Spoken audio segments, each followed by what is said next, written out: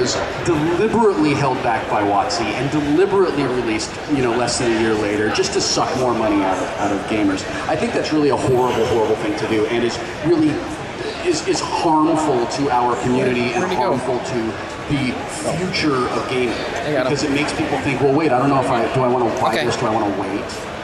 So, 4th edition exists in a post-MMO world. And we have to acknowledge that MMOs are bringing new gamers to tabletop role-playing games. But they have a certain set of expectations for their games that are very different from those of us who grew up playing D&D and playing GURPS and Traveler and True 20 have come to expect. MMOs are about leveling up and killing a big thing and working together to go on a raid. And that's awesome in an MMO. That's so boring in a tabletop role-playing game. I don't want to do that. If I want to move miniatures around, great. I'm going to play Warhammer. That's awesome. If I want, but if I want role-playing, I don't know if I'm going to go to 4th edition or not. I'm really apprehensive about it. They're making changes to it that I think are disastrous for the long-term health of the gaming community.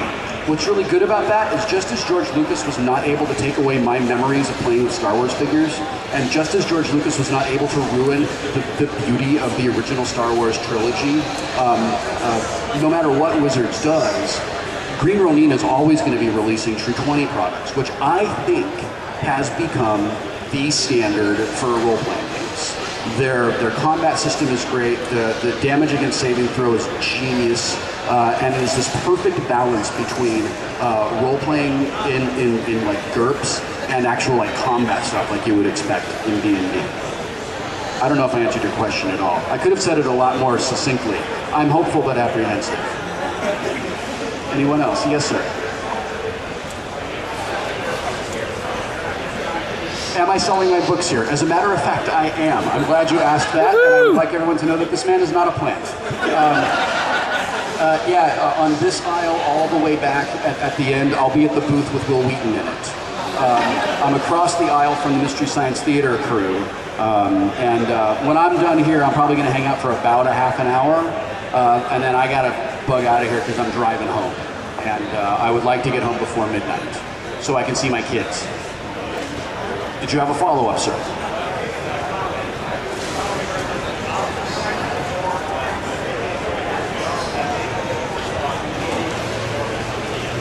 Oh, thank you very much. My performance on CSI was really fun. On CSI 2 seasons ago, I played a crazy homeless crackhead. And I was in a wig, and I had the makeup, and I was crazy, right? It was really, really fun to play this character. I went through a period in my life as an actor where it was difficult for me to get work that wasn't stunt casting. I was not given an opportunity by the entertainment industry to do roles that weren't somehow spun off of my sci-fi roles. And, that was okay. That was good for, putting money in the bank, I guess. But for creatively satisfying and, soul-nurturing reasons was pretty depressing after a while. And that played a large part in my decision to kind of stop pursuing acting and become a writer. So in that regard, I'm very grateful to the narrow-mindedness of the entertainment industry, because I love being a writer and kind of don't want to even really be an actor anymore.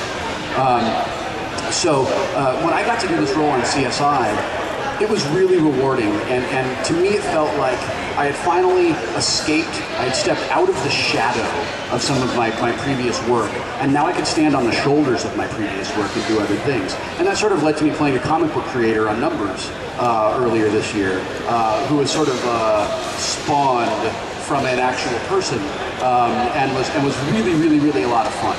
And if roles like that are kind of character roles, that are kind of bad guy roles, where guys are kind of douchey, like that kind of stuff, that's really fun to do. I actually talked to my manager about this, and I said, I don't ever want to not play a bad guy again.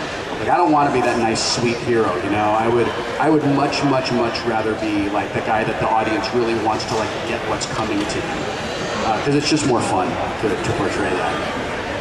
I think we're done. Are we done? Looks like we're done. We're not done. Yes, sir. My favorite episodes of Next Generation to watch are Tapestry and Inner Light. And I also will always have a place, All Good Things will always hold kind of a warm place in my heart, because I think that they gave us a good send-off. You know, it was a satisfying ending to the series, I thought. My favorite episode to work on was The First Duty, and an episode called Final Mission. Final Mission because I spent the entire episode just working with Patrick Stewart. And I heard a story once from a hockey player. When Wayne Gretzky was really like blowing up with the Oilers and was on his way to scoring 7,000 goals in a season, this rookie player was asked by TSN or Hockey Night in Canada what it was like to play with Gretzky, and he said, playing with Gretzky is the most inspiring experience ever, because he's so good that when I'm on the ice with him, I don't want to let him down. I have to constantly be ready. I have to be playing the best game that I can. I have to be playing a game that's a little bit above my head. I have to be playing it a little better than I think I can play, so that when he makes the incredible through the legs, off the board, banked off the net, up, through the clown nose, over the waterfall, down the back of my pants pass, that I'm ready for it and we score the goal and win, the playoff game. Acting with Patrick Stewart was really like that for me. He was so good and so skilled and so experienced and so graceful in his performance that it was originally intimidating to me, but then it became inspiring. And I wanted to bring my A game as well, so that he was not forced to carry the scene. It was also important to me as a kid to impress him, because I was really impressed by him and I wanted his approval. So working with him made me a better actor.